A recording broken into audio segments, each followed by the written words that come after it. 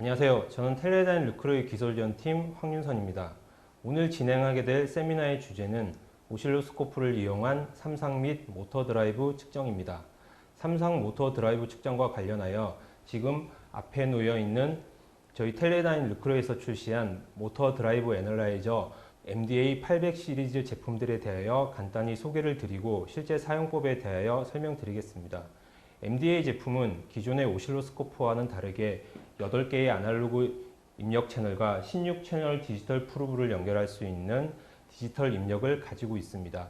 이를 통해서 삼상 측정 시 필요한 3개의 전압 프로브와 3개의 전류 프로브를 동시에 연결할 수 있으며 모터 드라이브 측정 시에는 디지털 프로브와 함께 드라이브 내부의 I2C, SPI와 같은 시리얼 통신들도 동시에 디코딩을 하면서 분석이 가능하게 되었습니다.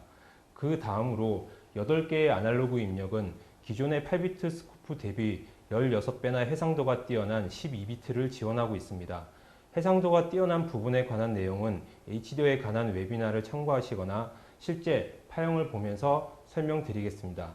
그리고 1GHz의 넓은 대역폭은 빠른 속도의 신호라도 문제없이 측정할 수 있으며 최대 250메가의 긴 샘플 메모리는 한 화면에 긴 시간 동안의 파형을 포착할 수 있게 합니다. 그리고 랩 노트북 드라이브 셋업들과 같은 키 버튼을 통해서 좀 더 빠르게 셋업으로 접근하실 수 있게 되었습니다. 그리고 지금 보시는 화면처럼 기존의 오실로스코프에서는 화면 확장 시에 스코프 화면과 동일한 화면이 확장이 되었습니다. 하지만 지금의 MDA 시리즈는 그리드 확장을 하게 되면서 보시는 바와 같이 채널을 편하신 위치에 아무 때나 옮겨 놓을 수 있도록 설계가 되어 있습니다. 앞에서 보시는 이 모터는 이 모터 컨트롤러의 제어를 통해 동작하고 있는 모터입니다. 실제 이 모터의 동작을 저희 MDA 제품을 통해서 설명드리도록 하겠습니다. 네, 여러분들께서는 지금 모터 쪽으로 출력되고 있는 인버터 출력 파형을 보고 계십니다. 채널 1번은 VRT, 채널 2번은 VST, 그리고 3번은 IR, 4번은 VS를 제가 연결을 해 놨습니다.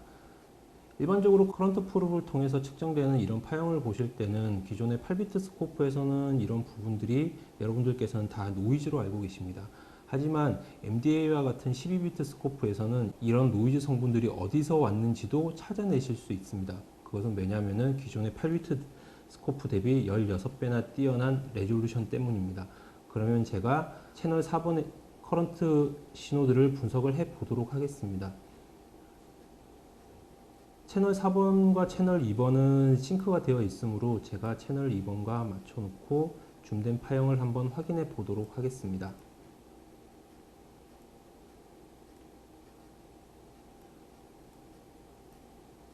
이렇게 줌을 해 놓고 멀티줌 설정을 하신 다음에 시간을 놓고 보겠습니다. 여러분들께서 이렇게 노이즈라고 알고 계셨던 부분은 이렇게 전압의 변화에 따라서 발생한 실제 신호임을 확인하실 수가 있습니다. 보시는 바와 같이 전압이 올라갈 때마다 커런트도 순간적으로 살짝 올라가시는 것을 확인하실 수가 있습니다. 그래서 이런 부분은 절대 노이즈가 아니라 실제 신호에 섞여 있는 부분이라는 것을, 그리고 이런 부분은 이 MDA 장비가 12비트 스코프이기 때문에 확인하실 수 있는 부분입니다.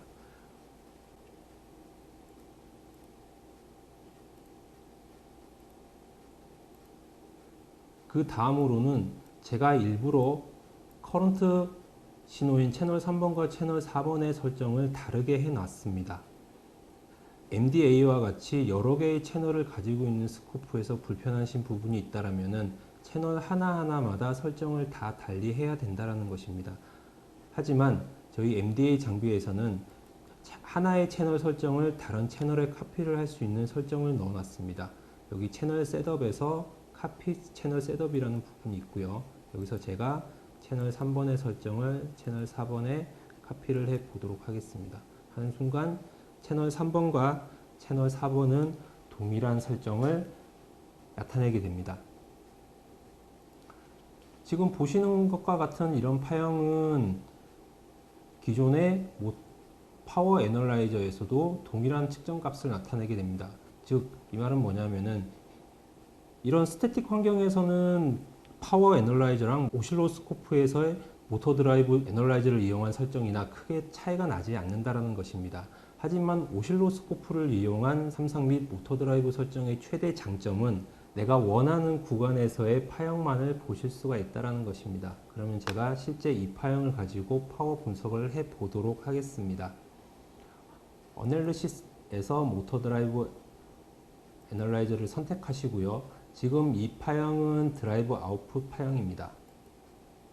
그리고 여러분들께서는 기본적으로는 모터를 삼상을 측정하기 위해서는 전압 프로브 3개와 전류 프로브가 3개가 필요하다고 제가 조금 더 말씀드렸지만, 이런 삼상을 측정하는 데는 여러 가지 방법이 있습니다. 그런 와이어링 컨피규레이션에 대해서는 보시는 바와 같이 5종류의 와이어링 컨피규레이션을 저희 MDA에서는 지원하고 있습니다. 그리고 단순히 지원할 뿐만 아니라 하나를 선택하시게 되면은 이런 다이어그램을 지원할 수 있고, 이 다이어그램에 맞춰서 채널 설정을 하실 수 있도록 되어 있습니다. 좀 더 여러분들께서 편리하게 이용하실 수 있는 기능들이라고 보시면 되고요. 지금 저는 2와트 메타 방식으로 인버터 출력을 측정해 놨습니다. 그래서 2와트 메타 방식을 선택을 하시고, 채널 1번은 VRT, VST는 채널 2번에 연결이 되어 있습니다. 그리고 채널 3번이 IR, 그리고 채널 4번이 IS입니다. 이렇게 연결을 하셨다면은, 이렇게 와이어링 구성이 되었으면은 뉴메릭 스텝에서 보고자 하시는 항목에 대해서 선택하시면 됩니다. 제가 몇 가지를 선택해 보겠습니다.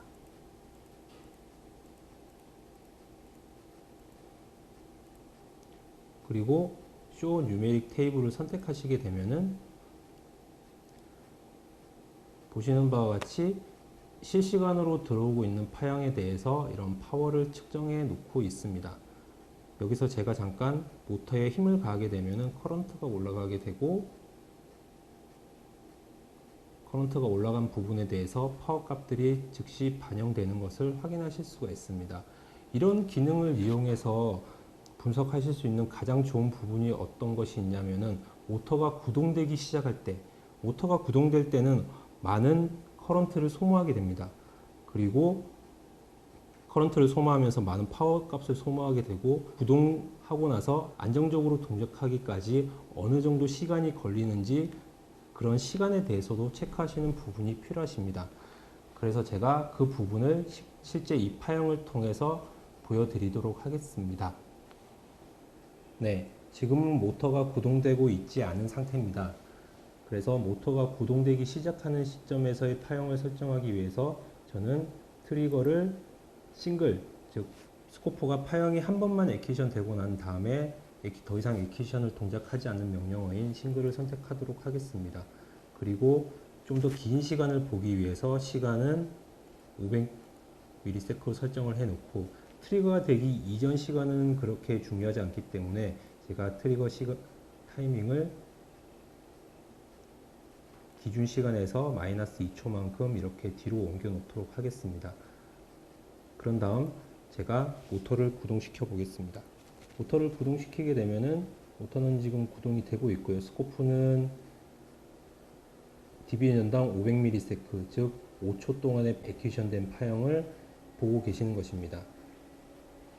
지금 이 파형을 보시면은 이 모터는 대략 하나, 둘, 셋, 넷, 다섯, 여섯 개의 그리드, 즉 3초 동안 안정화되기 전까지의 시간이 필요하다는 것을 알 수 있습니다. 그리고 여기 보시게 되면은 여기에 나와 있는 파워 값들은 스코프에서 에큐션된 여기 전체 구간에서의 파워 값을 표시하고 있습니다. 하지만 여기 구간과 여기 구간이 분명히 파워 값이 다르다라는 것을 눈으로 봐서도 알 수 있습니다. 그래서 이 부분을 설정하기 위해서는 여기 뉴메릭 스텝에서 Enable Zoom Gate라는 기능을 선택하시면 됩니다. 제가 이 기능을 눌러보도록 하겠습니다. 이렇게 누르시게 되면 각 채널별로 줌된 파형이 나타나게 됩니다. 좀 더 편리하게 보시기 위해서 제가 그리드를 좀 더 확장시켜 보겠습니다. 이렇게 보시게 되면은 여기 하이라이트 되어 있는 구간들이 줌된 파형들입니다. 그리고 여기 표에 나타나 있는 부분은 여기 줌되어 있는 구간의 파워 값들입니다. 즉 제가 여기 위치를 옮기게 되면은 파워 값들이 달라진다라는 거고요. 그래서 구동되기 시작하는 커런트 값이 높은 지점의 파워 값들은 2W 정도 된다는 것을 확인할 수가 있고요. 다시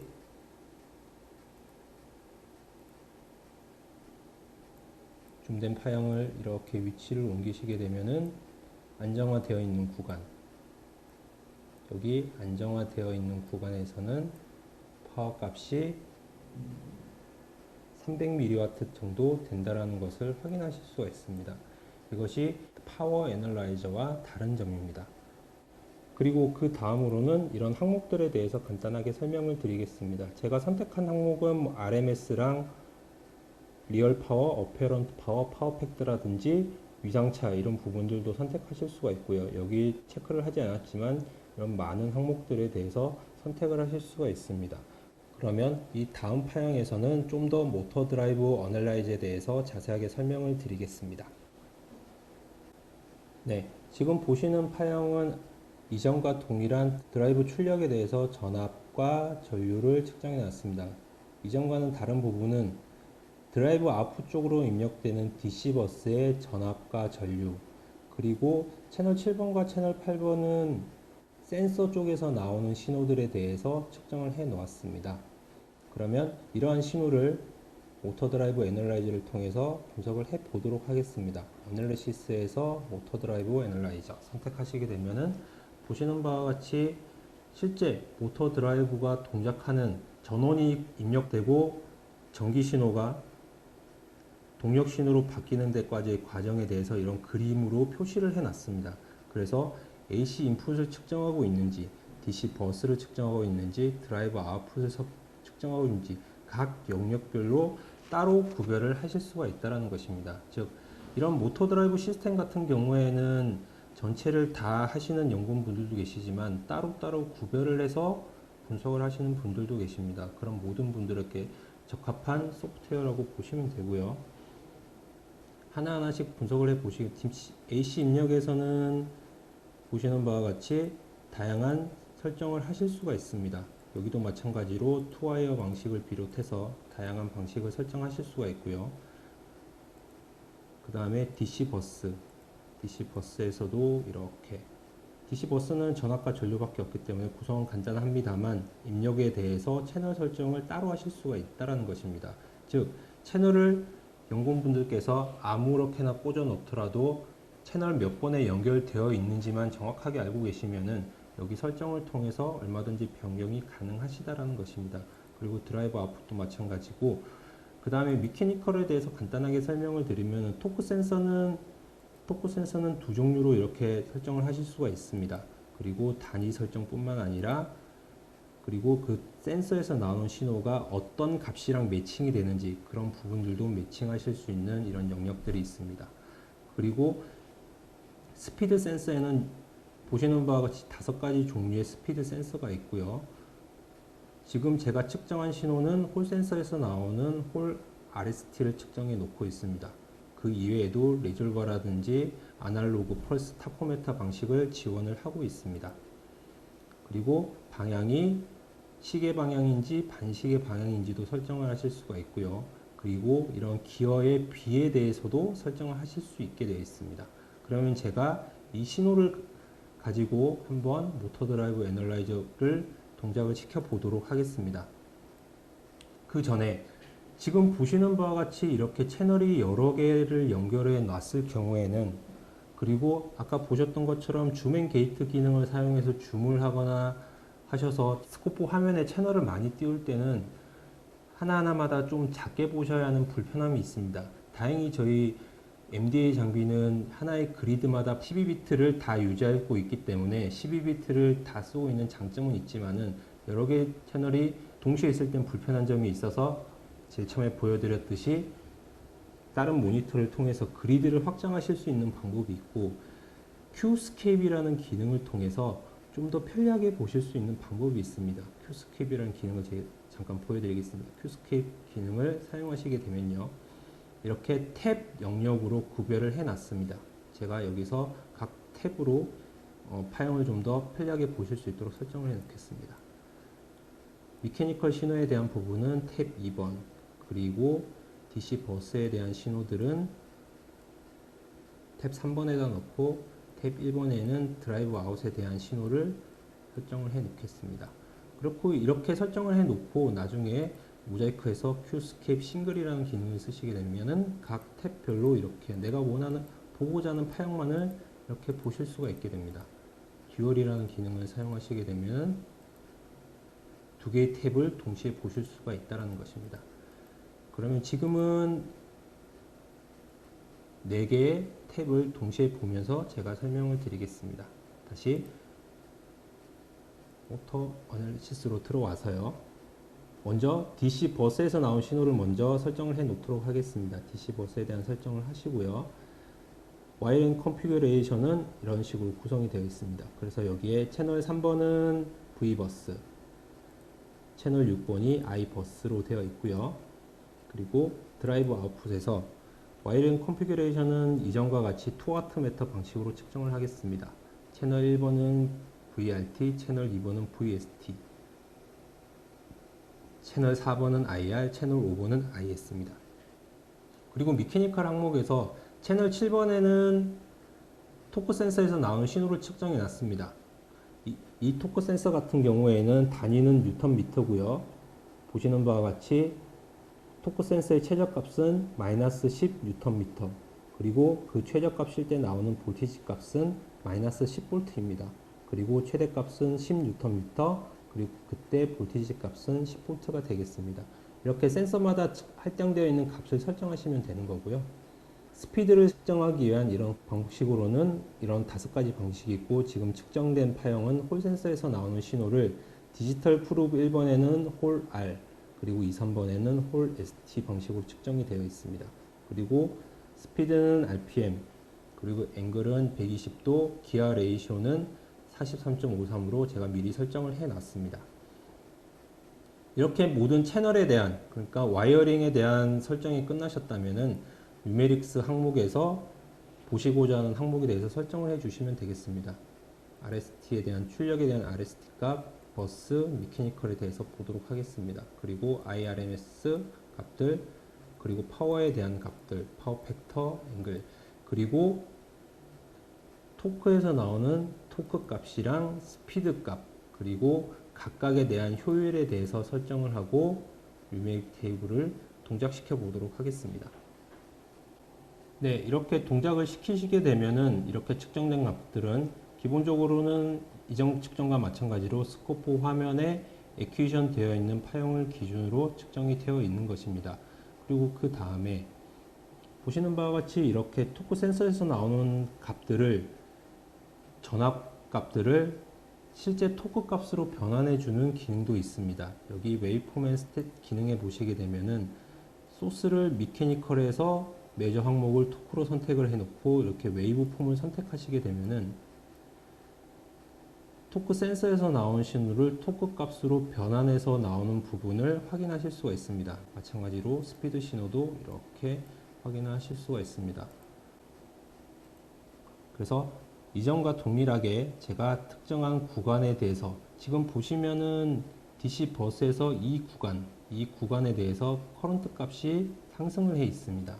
이런 상승되어 있는 구간에 대한 파워 값을 따로 계산을 해 보도록 하겠습니다. 이 구간에 대한 설정은 아까와 동일하게 줌앤 게이트 기능을 사용하시면 됩니다.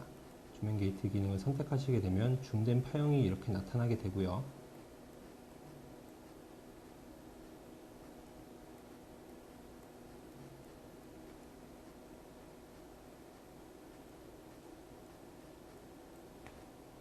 그리고 이런 뉴메릭 테이블에서는 줌된 파형들만의 파워 값을 계산을 하고 있습니다. 그래서 제가 위치를 바꿔서 저기 커런트가 갑자기 튀어오른 구간만의 파워를 계산해 보도록 하겠습니다.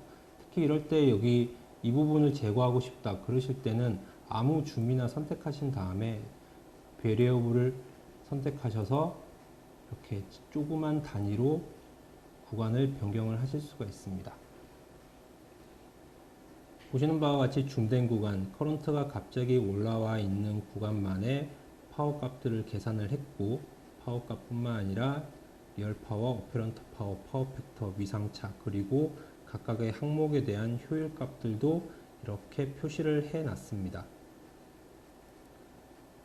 그리고 여기에 표시되어 있는 값들은 이 파형의 전체적인 평균 값입니다.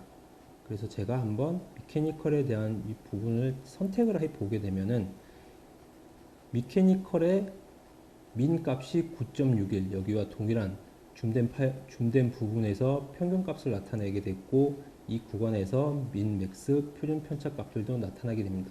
그리고 여기 넘버에 21이라는 값이 표시가 되어 있습니다. 이 21이라는 값은 뭐냐면은 이 파형 안에 21의 주기를 가지고 있다는 것입니다. 그래서 제가 주기를 좀 더 바꿔보도록 하겠습니다. 시간을 바꾸게 되면은 주기가 점점 많아지게 되고, 많아지게 됨에 따라서 지금은 35개까지, 그리고 평균값은 이 뉴메릭 항목에 표시가 되는 것입니다. 그 다음으로 이런 토크 신호와 스피드 신호 같은 경우에는 XY 좌표에서 보고자 하시는 분들도 많이 계십니다. 그래서 이 토크 센서 스피드에서 나온 신호들을 XY 좌표에서 살펴보도록 하겠습니다.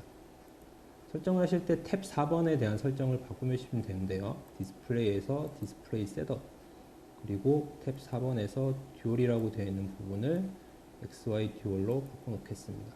그리고 XY 셋업에서 X축에서는 스피드, 그리고 Y축에다가는 토크 쪽에서 나온 신호를 이렇게 넣고 보시게 되면 보시는 바와 같이 XY 좌표에서 토크 센서에서 나온 신호를 확인하실 수가 있습니다. 그리고 마지막으로 부가적인 기능을 설명드리겠습니다. 큐스케이프에서 탭 기능을 설정을 하실 때 탭 4라는 이름보다는 특정한 이름을 설정해 주시는 것도 좋은 방법인데요. 마우스 오른쪽 버튼을 누르시게 되면은 리네임이라는 탭이 뜨게 되고요. 여기서 이름을 넣어 주시면 되겠습니다.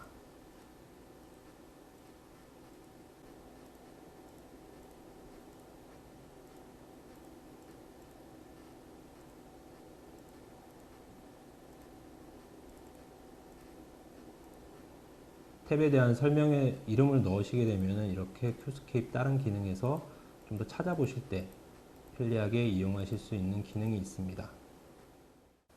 네, 지금까지 저희 MDA 800 시리즈 제품을 이용하여 삼상 및 모터 측정에 관해서 설명을 드렸습니다. 저희 MDA 800 시리즈 제품이 삼상 및 모터 드라이브 관련하여 연구하시는 엔지니어 분들께 많은 도움이 되었으면 합니다. 그러면은 다음에는 더 좋은 주제를 가지고 찾아뵙도록 하겠습니다. 감사합니다.